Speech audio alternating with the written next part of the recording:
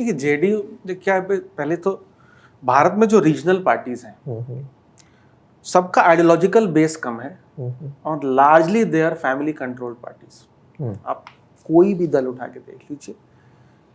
अब regional parties में अगर फैमिली कंट्रोल नहीं है टॉप में तो उसका डिसइंटीग्रेशन भी शुरू हो सकता है, होता है। जैसे आज अगर बसपा है तो बसपा में मायावती के बाद कौन आनंद है नहीं है, कभी रहते हैं कभी नहीं रहते हैं, क्वेश्चन मार्क। एआईएडीएमके में जयललिता के बाद ईपीएस रहे, लेकिन ईपीएस जूझते रहे और अब पार्टी का फ्यूचर क्वेश्चन मार्क।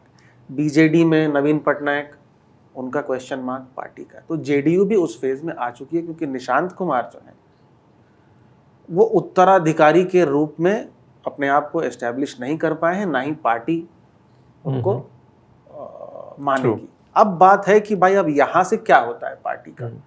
तो अभी जो पार्टी है वो तो लार्जली जो ऊपर जो टॉप लीडर्स हैं they are from upper cast.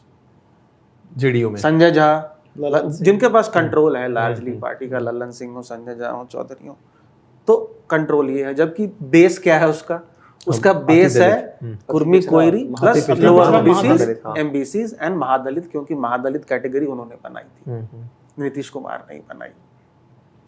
अब है कि बीजेपी या जो ये कोलिशन है, ये कोलिशन क्या था?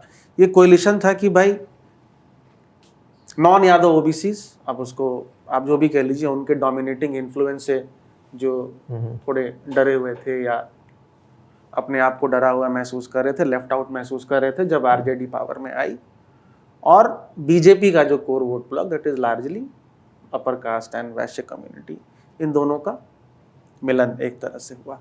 तो अब है कि भाई जेडीयू का क्या होगा? अब जेडीयू तो है तो बीजेपी का, मतलब सॉरी एनडीए का हिस्सा है। तो अब बीजेपी के पास क्या ऑप्शन है इस जेडीयू के वोट ब्लॉक को अपने पास लाने के लिए? क्योंकि वोट ब्लॉक अलग है जैसा आप कह रहे हैं। सम्राट चौधरी को क्यों बनाया गया? क्योंकि बीजेपी में के स्ट्रैटेजिस्ट को लगा कि भाई ये जो लव कुश कॉम्बिनेशन है, इसी कॉम्बिनेशन को कंटिन्यू रखेंगे तब जाकर के ये लोअर ओबीसी का वोट हमें वोट करेगा। ठीक है, क्योंकि और एक मतलब एक ऑलरेडी प्रेसिडेंट है पिछले, क्योंकि कुर्मी समाज भी 4% है ना, and it is not MBC OBC, actually they are the most, आप कह सकते हैं लैंडलॉर्ड्स या मतलब एग्रेरियन क्लास, रिच क्लास है, तो उसको छेड़ना नहीं है। अब बीजेपी का ये एक्सपेक्टेशन रहेगा कि भाई ये वोट भी हमें ट्रांसफर हो जाए ओवर द ईयर्स, क्योंकि हमने भी जो नीतीश कुमार ने लीडर बिठाया था जिस समाज का, हमने भी उसी समाज का लीडर बिठाया। एक ऑप्शन है कि भाई ये जेडीयू मर्ज हो जाए बीजेपी में, ठीक है, या जैसे शिवसेना मर्ज हो जाए या एनसीपी मर्ज हो जाए, जो बातें चलती। अब मर्जर के केस में क्या होता है कि मर्जर के केस में कोई गारंटी नहीं है वोट शिफ्ट होगा, जैसे नरेंद्र भाई, करेक्ट, क्योंकि ये अलग आइडेंटिटी, अलग ये वाली बिल्कुल सही बात है। तो एक है ऑप्शन की मर्जर। दूसरा है कि भाई, और वो छिटक करके हो सकता है कि आरजेडी, जिसको 1990 में वोट किया था जब लालू यादव आए थे, तो सिर्फ यादव मुस्लिम नहीं, एक्चुअली वो लोअर अति पिछड़ों के भी लीडर माने जाते थे। या फिर ये जो नया कॉम्बिनेशन बन रहा है प्रशांत किशोर के पास कहीं छिटक ना जाए। तो ये अब मतलब डिलेमा है, दुविधा है, कैसे ये प्ले आउट करता है बिहार में। इसीलिए मैंने शुरुआत जब इस आज के सेशन की थी तब यहीं से पॉइंट उठाया था कि बीजेपी का नुकसान है, ये तो चलो सब बोल रहे हैं, लेकिन सही मायने में ये जगह किसकी खाएंगे, ये बड़ा सवाल है, क्योंकि फ्यूचर क्वेश्चन मार्क है ना जेडीयू का। देखिए इसमें आपको क्योंकि बीजेपी ने क्या है ना कि अब बीजेपी हो या राष्ट्रीय पार्टी में कांग्रेस हो, इन्होंने, हालांकि कांग्रेस फिर भी वो परिवार के आसपास रही है, बीजेपी ने कहीं ना कहीं खुद को परिवार से अलग आइडियोलॉजिकल रूल बेस पे चले। एक मैं आपको इसमें आपको कहानी से आपको रेफर करता हूँ कि बिहार को मैं किस तरीके से प्रशांत किशोर को देख रहा हूँ। जैसे आपने शुरू में कहा कि नीतीश कुमार कास्ट न्यूट्रल ही थे, मतलब उनका कोई ऐसा कास्ट का डोमिनेंस नहीं था, फिर भी वो इतनी देर तक राज कर गए। और वो भी तब जब कंप्लीटली 90s के बाद कास्ट, लालू यादव जैसे उन्होंने कहा कि वो पिछड़ों के नेता थी, बाद में यादव यादव के नेता बने, वो अपनी गलतियों से या जो भी उसमें रियलाइज नहीं हुआ। एंड लालू प्रसाद अपने ही जमाने के सबसे बड़े पिछड़े नेता में से थे, मतलब जब पीक पे थे, उनकी आइडेंटिटी पिछड़ों को आइडेंटिटी में की हुई। तो नीतीश कुमार जब आपका जब कास्ट न्यूट्रल थे और उनको लगा कि हम तो कास्ट मेरी नहीं है, तो नीतीश कुमार ने जो 2004 में जो यात्रा की थी, तो उसमें की थी उनका जो पहली पॉलिटिकल जो सफल यात्रा थी, उसको नाम दिया था बिहार स्वाभिमान यात्रा। उन्होंने बिहारी आइडेंटिटी को एक अपनी कास्ट बनाई। तो मैं आपको एग्जांपल दे रहा हूँ उस, और मेरी पहली पॉलिटिकल रिपोर्टिंग उसी यात्रा को मैंने कवर किया था। वो चंपारण से शुरू हुआ था।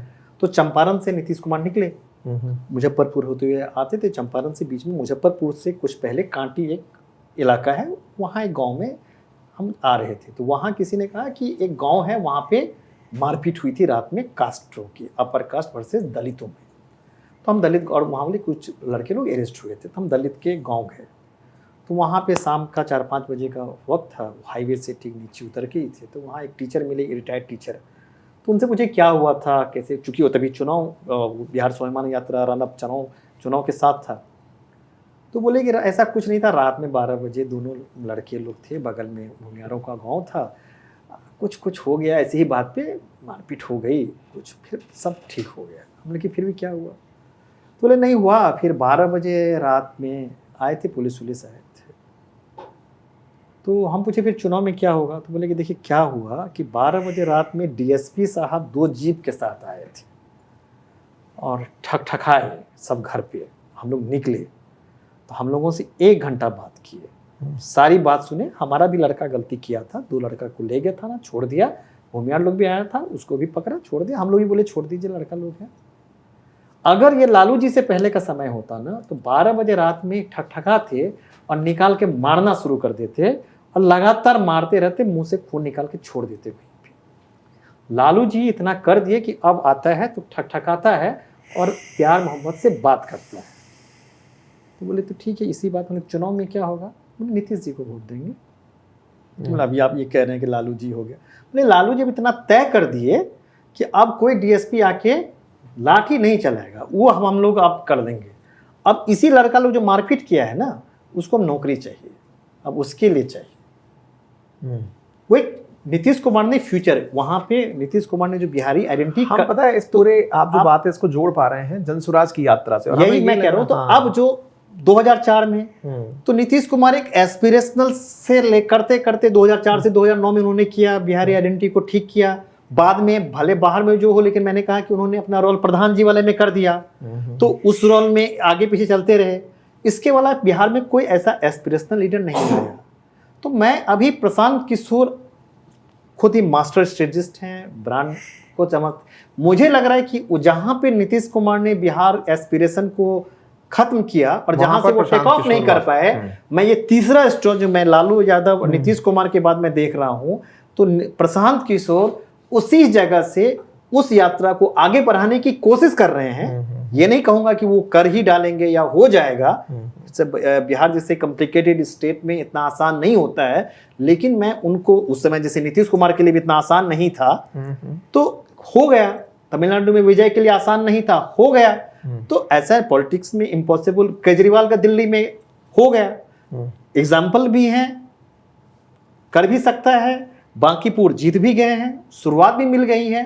तो अब मैं यहाँ पे प्रशांत किशोर को सीरियसली लूंगा, और लालू प्रसाद नीतीश कुमार का जो एक कॉम्बिनेशन के बाद जो एक आगे की जो थर्ड जनरेशनल जो होता है ना कि सॉफ्टवेयर का अपडेट वाला, तो मुझे अपडेटेड लग रहे हैं कि अब वो किस तरह से अपने आप को, कुल मिलाकर के ये बात है कि एक सीट जीत करके भी, मतलब आज हम इसको कंक्लूड करें इस बात के साथ ही, एक सीट जीत करके भी पीके राजनीति में वो जगह बना गए हैं कि उन्हें विपक्ष से ज्यादा सोशल मीडिया और मीडिया में तो तवज्जो थी, भविष्य के हिसाब से बिहार भी बहुत उम्मीदों से देखेगा, क्योंकि वैक्यूम है ना, वैक्यूम है, और वैक्यूम में कहीं ना कहीं तेजस्वी या कांग्रेस या कोई और पार्टी अपने आप को उस तरह से प्रस्तुत नहीं कर पाई कि वो उनमें एस्पिरेशन जगा सके, लोगों में ये उम्मीद जगा सके कि जो बाहर बिहार से गए हुए प्रवासी हैं उनके लिए कुछ करेगा, कि रोजगार के लिए कुछ करेगा, कि सुरक्षा के लिए कुछ करेगा। इस भैकम में थोड़ा सा मैं एक लाइन ऐड कर दे रहा हूँ, फिर आप कर देंगे। ये भैकम इस तरह का है कि वहां पे एक ही आदमी के सामने बिहार के मुख्यमंत्री सम्राट चौधरी और बिहार में मुख्य विपक्षी नेता तेजस्वी यादव दोनों के खिलाफ घोर असंतोष है।